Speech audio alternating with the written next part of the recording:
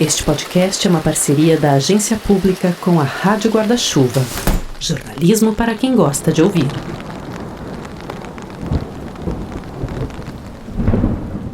Nuvens carregadas pairam sobre o jornalismo.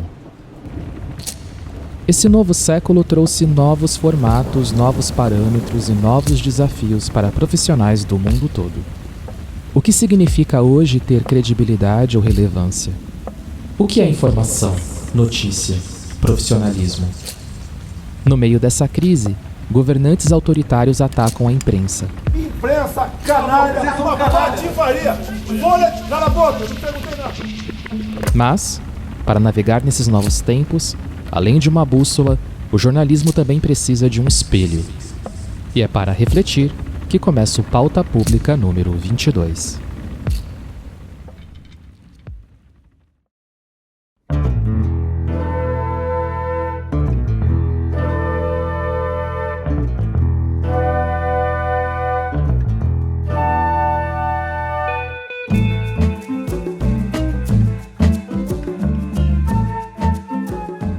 Olá, eu sou Andréa Dipp, esse é o Pauta Pública número 22, o podcast da Agência Pública que traz trabalhos e reflexões acerca do país através do jornalismo e suas muitas formas. E quem sempre está comigo é o Tiago Domenici. Olá, Tiago. Olá, Dipp. Olá, todo mundo que nos escuta e nos acompanha. É isso aí, falando em 22, ano que vem será turbulento. E mais uma vez o jornalismo vai ser decisivo para os rumos do país. Mas a temperatura do debate sobre o jornalismo vem aquecendo cada vez mais, né? Modelos colocados em xeque, estratégias, questões éticas de representatividade. Enfim, o jornalismo realmente se tornou uma pauta pública, como o próprio nome do nosso podcast diz. E para quem está ligado na importância do assunto, hoje é um programa muito especial. Primeiro porque a gente traz novamente a presença da nossa querida Marina Amaral, uma das fundadoras da Pública, e que veio falar com a gente sobre um livro que busca traçar um panorama das discussões sobre essa crise do jornalismo. Pois é, o livro é o Tempestade Perfeita, 7 visões da crise do jornalismo. A obra traz, portanto, 7 textos que refletem sobre o presente e os caminhos da área em visões bem distintas, do Bial ao Merval, mas para não perder a rima, o que nos interessa é a visão da Marina Amaral. Tá aí para vocês verem que o Pauta Pública também é poesia, mas rimas à parte, teremos também uma surpresa a ser anunciada no final do episódio, então fica com a gente, porque além da surpresa, a gente vai ter o sempre aguardado A Boa do Povo, com dicas culturais para todos os gostos, mas não é porque a convidada é da casa que a gente vai deixar ela esperando, então bora pro Pauta Pública. Marina, obrigada por você estar aqui com a gente. Obrigada, Dipp. É um prazer estar aqui. Tempestade Perfeita, Marina, é um livro que reúne 7 ensaios com visões da crise do jornalismo profissional. Você poderia contar pra gente por que esse livro é necessário hoje e por que o jornalismo, como preconiza o livro, enfrenta uma crise sem precedentes? Então, é interessante essa pergunta de por que o jornalismo enfrenta uma crise sem precedentes. Porque tem, inclusive, quem ache no livro que a crise do jornalismo, ela não é bem do jornalismo, ela é de um modelo empresarial, né? Eu, obviamente, sou uma dessas pessoas, né? Porque a gente já criou a Pública dentro dessa lógica. E eu acho que essa confusão, ela persiste. Eu acho que ela fez a gente perder muitas oportunidades quando a internet chegou, né? A gente como jornalistas, e aí não estou me referindo à Pública, que justamente aproveitou essa onda, mas que ficaram se lamentando e achando que era impossível fazer jornalismo sem ser dentro daquele modelo do patrão, do jornalismo empresarial, e não perceberam que a grande coisa da internet, por mais que traga um monte de lixo, por mais que tenha problemas com a verdade, que aí sim eu acho uma crise real, com a questão das fake news e tudo isso, também resgatou a ideia de que a informação é um bem público, né? E que ele não pode ficar trancafiado nem na mão dos jornalistas, os jornalistas têm que liberar os documentos que eles têm que dar o acesso para as outras pessoas do total da informação que eles têm, e não apenas selecionar como se fazia antigamente, né? E também não podem ser restritos ao público, por isso que eu faço uma defesa apaixonada contra o paywall. Não, defesa não, vamos dizer um ataque apaixonado contra o paywall. Eu já te falei isso, né? Mas primeiro dizer que o nome do capítulo é sensacional. Não minta pra nós. Público se une a jornalistas em busca da verdade. Eu li a primeira vez pelo Kindle, porque não tinha chegado o livro. E eu fui direto nesse título, assim. Eu não tinha visto os nomes, mas foi o título de capítulo que mais me chamou a atenção. Eu fui direto. E aí, quando eu vi que era o seu, eu fiz yes! Ai, que bacana! Super, super. Bom, você é incrível de título sempre, né?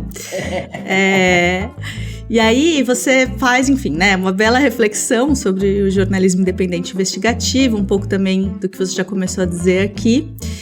E você recupera uma história que eu acho muito interessante sobre quando você e a Natália fizeram aquelas reportagens, né, sobre a nova direita em 2015.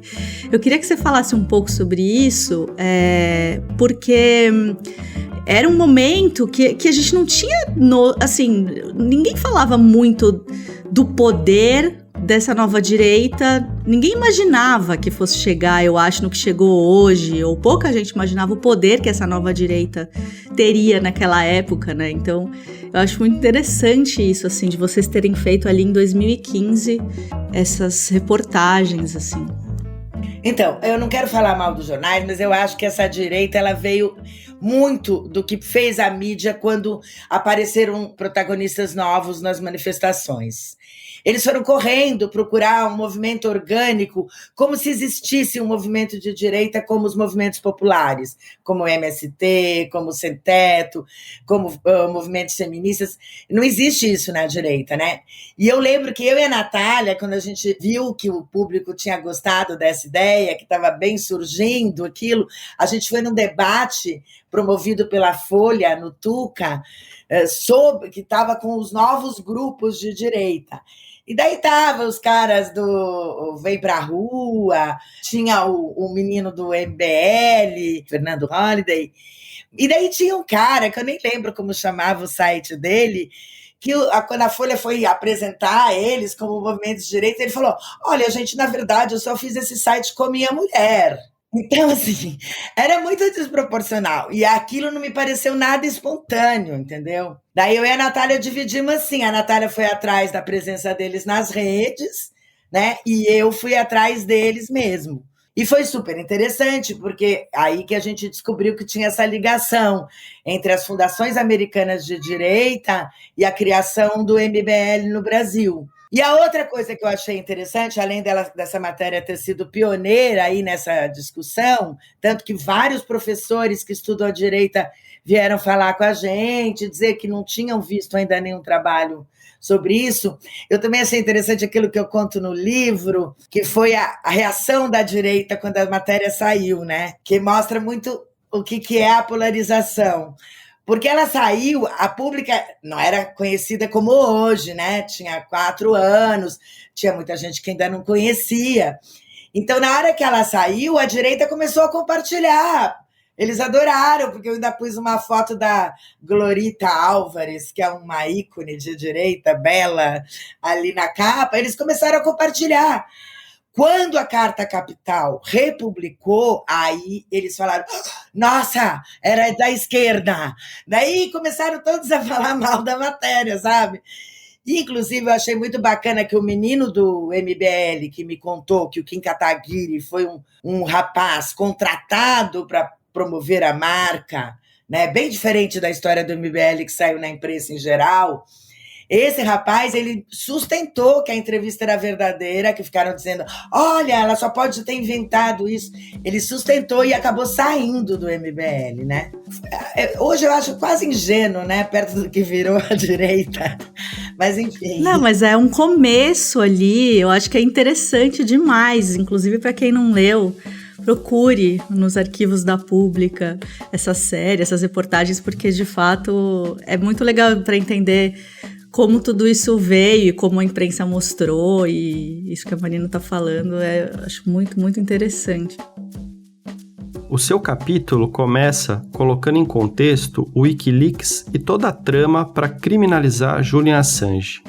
Por que Assange preso como está é um escândalo e o que isso revela sobre o jornalismo mundial? E qual o papel do Brasil nessa história? Assange preso é um atentado à liberdade de imprensa e um atentado mundial. Porque, para você ter uma ideia, os países se uniram na perseguição do Assange e não tinham nada contra ele. A Suécia, que moveu a acusação, descobriu-se depois que foi baseada em depoimentos que eles distorceram. Nunca ninguém disse que o Assange tinha estuprado ninguém, nem as vítimas, nem as testemunhas, isso nunca tinha acontecido.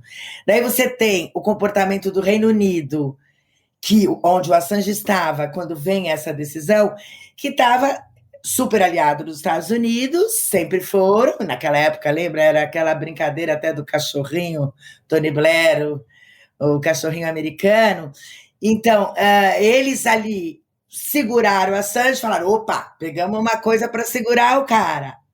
O Assange percebeu, e todo mundo dizia que era paranoia do Assange, ele dizia que os Estados Unidos queria extraditá-lo. O Assange percebeu que era isso sim que ia acontecer e entrou na embaixada, né? Na embaixada equatoriana, e ficou ali. Durante todo esse período, os advogados dele tentaram mostrar para a imprensa que a história não fazia sentido. E só conseguiram, de certo modo, serem ouvidos quando o relator sobre tortura da ONU pegou o processo na mão e viu que tudo era mentira. E o próprio relator da ONU disse numa entrevista pública, que eu cito no livro, que ele quase não pegou o caso, porque ele tinha uma impressão do Assange formada pela mídia, de que ele era um louco, um inescrupuloso, um egocêntrico. Assim, ele diz que, de certa forma, Assange era culpado e queria se valer desses mecanismos para se libertar.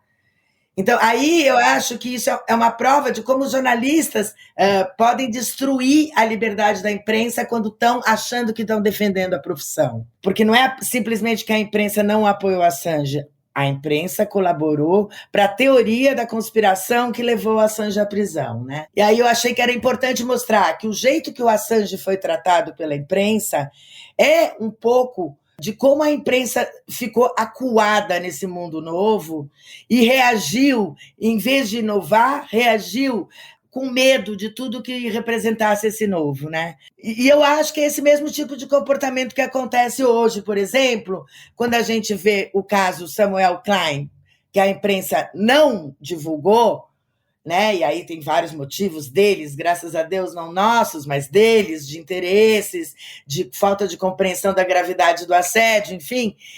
Mas aí, quando eles acham que eles podem ir lá, como fez a Folha, e fazer uma matéria plagiando o que a gente já tinha feito, porque eles ainda acham que eles têm a voz da autoridade, que se eles não falam, ninguém ouviu.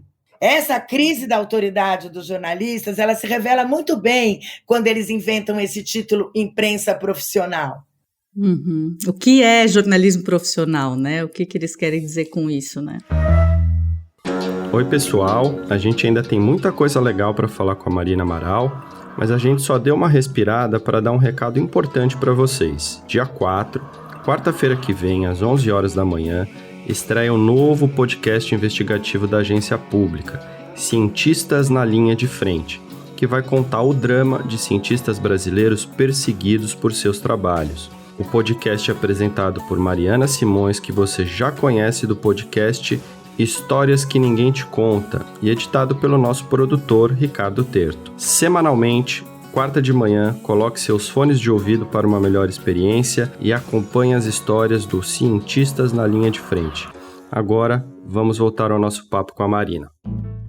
É claro que eu vou ter que te perguntar também sobre desigualdade de gênero, né, que você traz no capítulo. Você fala longamente sobre isso, na verdade, assim, né? Tanto nas redações como nas fontes de entrevista, que é uma coisa que a gente sempre fala também, né? Sobre ter essa preocupação em ter fontes diversas, não só ouvir mulheres para falar de machismo, ou ouvir pesquisadores negros para falar de racismo.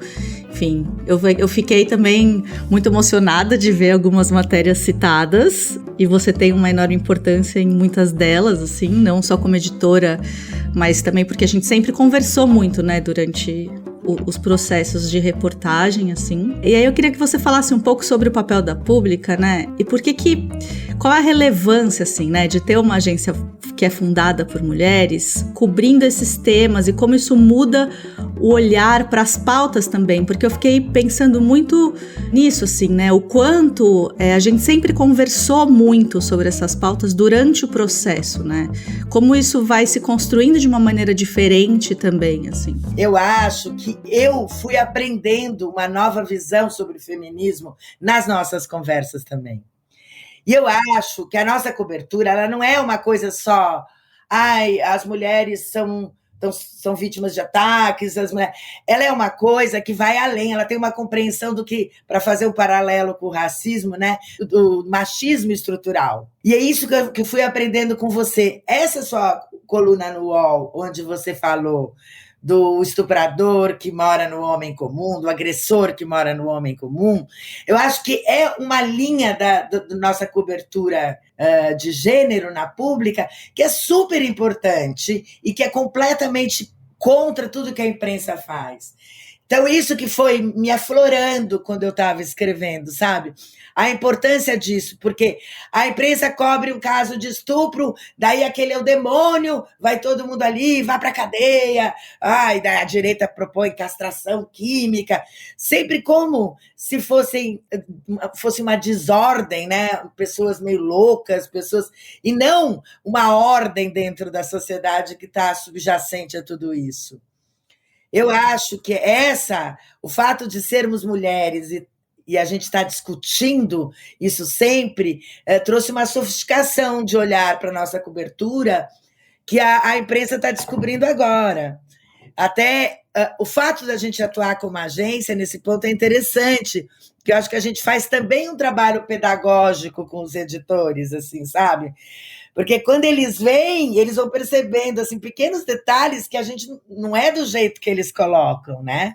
Eu até cito uma pesquisa ali que me impressionou muito, eu fiquei mesmo triste quando eu vi quase 70% das mulheres já foi vítima de ofensas durante seu trabalho, de colegas até, não só de chefes, desvalorizando o trabalho delas, né? Então, apesar de isso ser um sentimento comum, eu acho que a nossa cobertura de gênero ela é realmente revolucionária, porque como a gente investiga os assuntos com profundidade e como a gente conversa muito e tem pessoas estudando, como você, que não param nunca de pensar e ler, eu acho que no caso da Pública, a gente foi além. Outra reflexão importante, né, que você traz é sobre o papel da imprensa na eleição do Bolsonaro e como a gente se torna depois o inimigo, né? Você também fala sobre a importância da colaboração entre os jornalistas, que é algo que está super presente, assim, entre os meios independentes, mas são coisas que eu acho que a gente está discutindo bastante hoje, né? Assim, o nosso papel nesse momento que a gente chegou da história, como a gente se torna inimigo e como é importante a gente colaborar, e também é uma coisa que jornalista não tem o costume de fazer, né? Assim, historicamente, assim. Queria que você comentasse um pouco isso. Então, eu acho tão engraçado isso que eu sem querer, eu me vejo lembrando daqueles movimentos de esquerda dos anos 60 e falando, vocês são os fantoches nas mãos de seus patrões, sabe? Porque tem um lado que é super isso, é impressionante como as pessoas compram as necessidades dos seus patrões. Porque, por exemplo, eu acho sensacional o furo.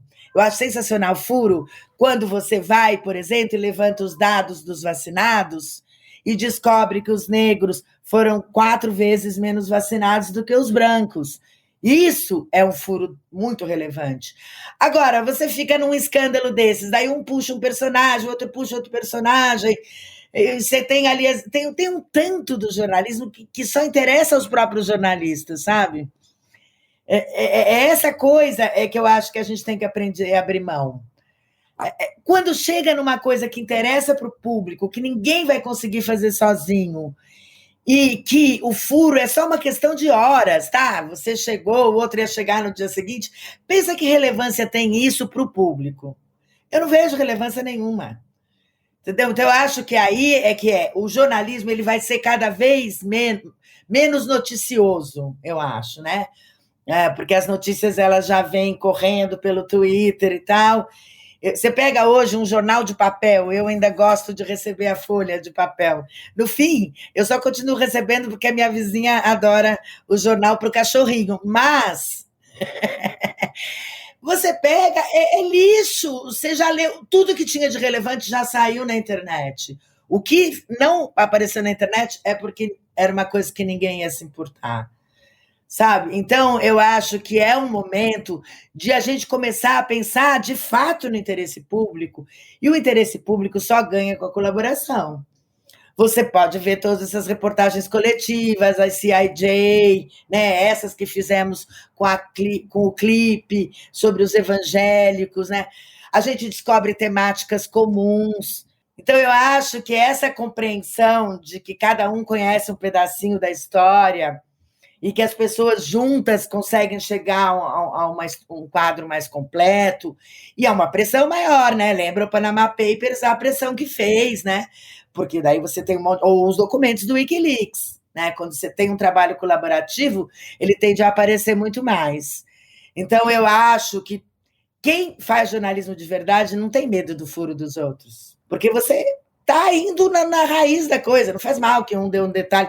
Mas isso é furo, será que ninguém deu? Sabe, eu acho que é esse tipo de coisa que nós jornalistas mesmos temos que pensar. O que é relevante?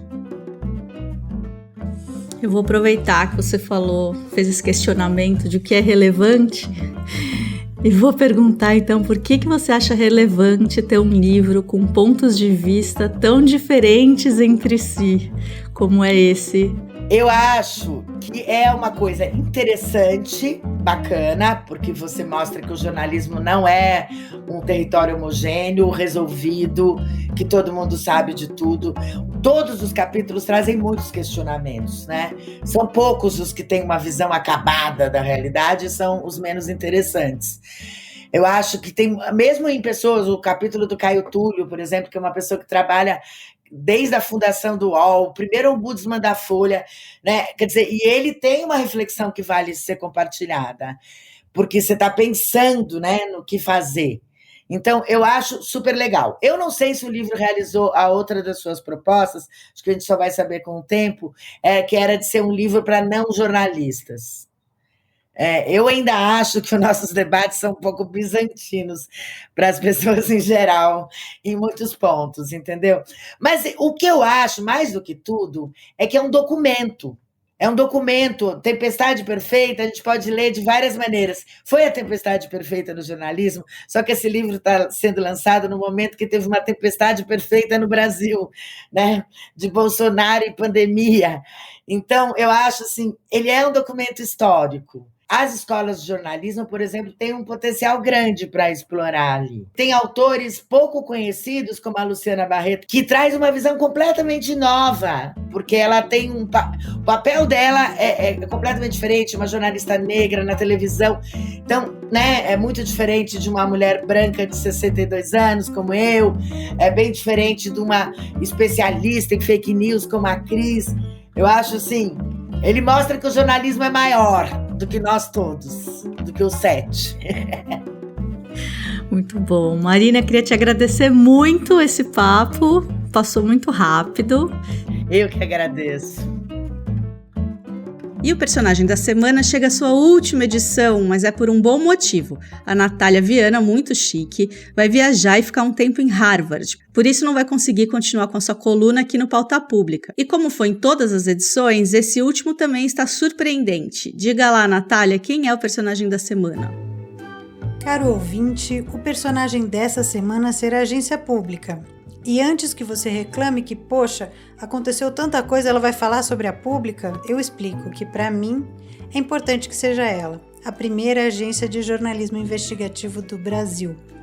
Eu estou me despedindo da agência pública e por isso peço licença. Em dezembro de 2010, numa manhã ensolarada, a Marina Amaral entrou na minha casa cedinho, com os olhos faiscantes, e disse que estava na hora de fundarmos aquela agência de reportagens de que havíamos falado algumas vezes. Já faz mais de 10 anos e desde então não há um só dia em que eu não acorde pensando nela. A reportagem que vamos publicar hoje está pronta? O contrato de financiamento foi fechado? Aquela fonte difícil finalmente decidiu falar? Como está a repercussão daquela investigação que levou 3, 4, 5 meses para ser concluída? O site está fora do ar? Nesses 10 anos, a Pública já foi tantas coisas. Fizemos reportagens, um centro cultural, aplicativos, campanhas de financiamento, docs, e-books, livros, festivais, games, camisetas e canecas. Demos muitos e muitos furos.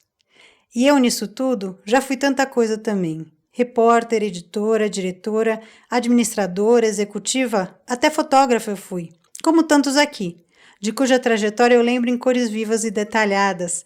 Andrea Dipp, que apresenta o podcast, que chegou logo no comecinho quando a gente trabalhava numa salinha de fundos de 10 metros quadrados, sem ganhar um tostão, apenas para dar uma força à nossa ideia maluca. O Thiago Domenici, companheiro inestimável, que assinou a ata de fundação da Pública, embora só tenha podido se dedicar integralmente a ela depois de alguns anos. Até o Ricardo Terto, que produz esse podcast e chegou meia hora atrasado para a entrevista de emprego. E depois ganhou o coração de todos por aqui.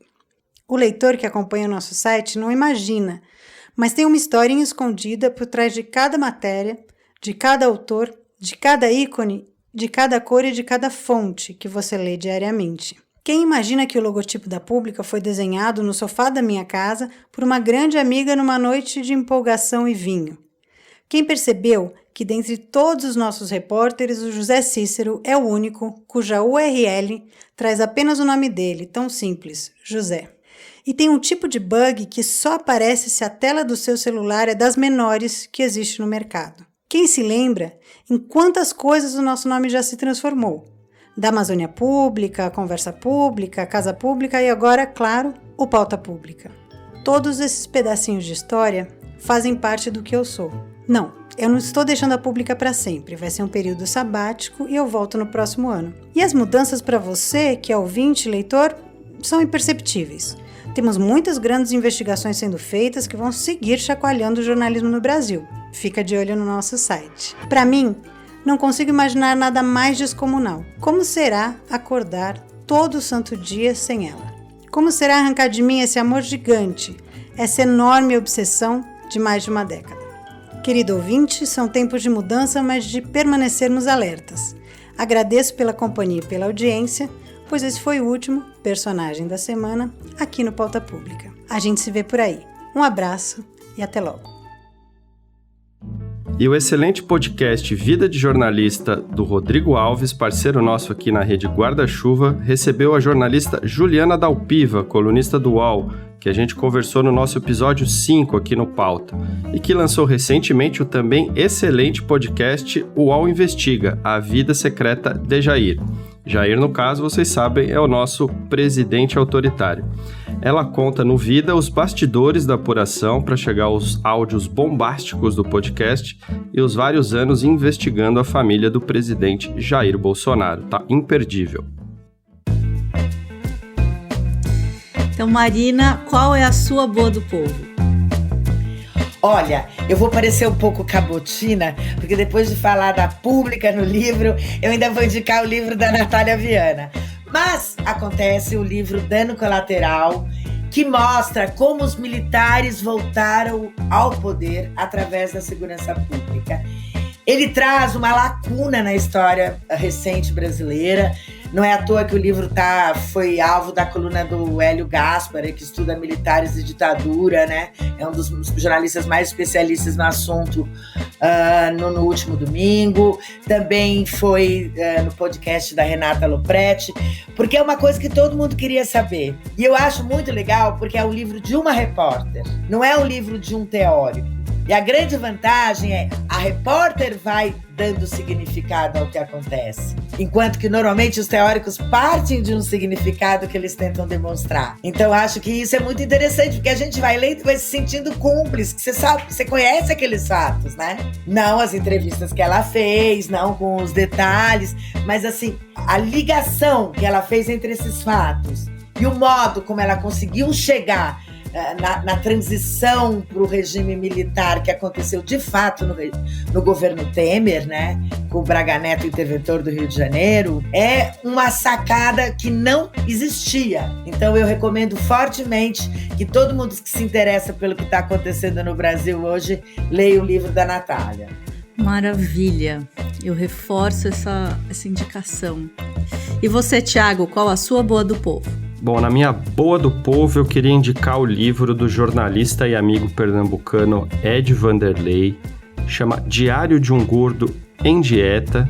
É um livro que reúne 50 crônicas bem-humoradas e irônicas que retratam desde os perrengues sofridos pelo Ed ao fazer feira de mês, de ônibus, ele na Avenida Norte em Recife, até seu encontro com colegas de trabalho na primeira vez que ele experimentou ir a uma praia de naturismo, em Tambaba, na Paraíba. Olha, são textos sobre desventuras, sabores, relacionamentos íntimos com Recife e boas doses de reflexão sobre o processo de aceitação.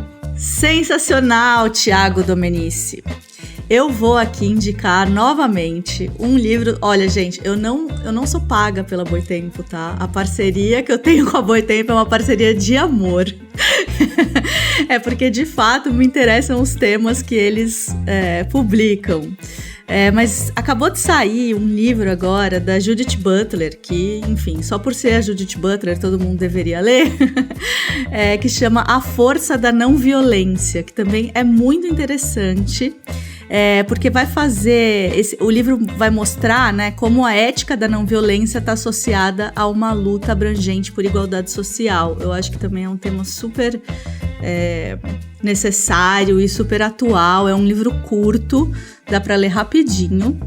E então, depois que vocês lerem o livro da Natália, fica a minha dica para pôr na fila esse livro da Judith Butler, que saiu pela Boitempo, A Força da Não Violência. E, gente, uma boa do povo aqui de todos nós é que no próximo programa a gente vai ter a estreia da coluna da Marina Amaral, nova coluna aqui no Pauta Pública. Ainda não vou dizer o nome, que é para vocês ficarem curiosos, mas enfim, essa é uma boa do povo aqui de todos nós, para vocês ficarem aí na expectativa pela nova coluna da Marina Amaral. Marina, muito obrigada por você estar aqui com a gente, o papo é sempre muito bom. Nos vemos no próximo Pauta Pública, agora com coluna. Ai, pois é, desafio, hein, gente? Desafio de participar desse podcast que é cada vez mais bacana. Eu vou tentar trazer alguma novidade bem legal para vocês. Momento Cartinha Pública.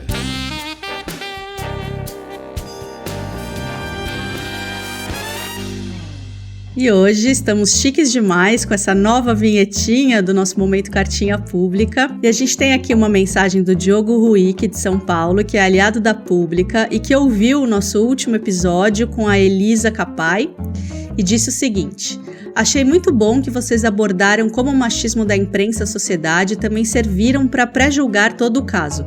Ela é uma criminosa e deve pagar, mas escutar ela faz parte do processo. Não é uma garota de programa louca simplesmente. Ela era também uma mulher em uma relação abusiva e tal, as coisas são mais complexas. Como ela mesma diz no documentário, se quem tivesse morrido fosse eu, ele não seria tão vilão e eu não seria mais lembrada como ele ainda é. Obrigada, Diogo, pela mensagem. Muito legal a cartinha do Diogo, que é, aliás, meu amigo. Obrigado, Di.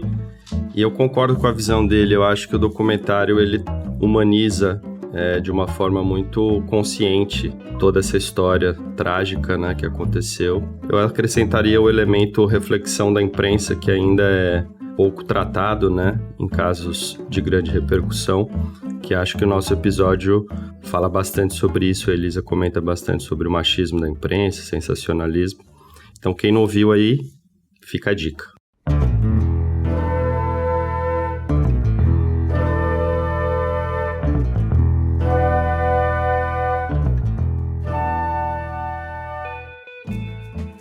Então é isso, chegamos ao fim de mais um Pauta Pública e como tudo que a gente faz é graças ao apoio dos nossos aliados, se você quiser ser um aliado, acesse apublica.org e veja como contribuir com o nosso trabalho investigativo e independente.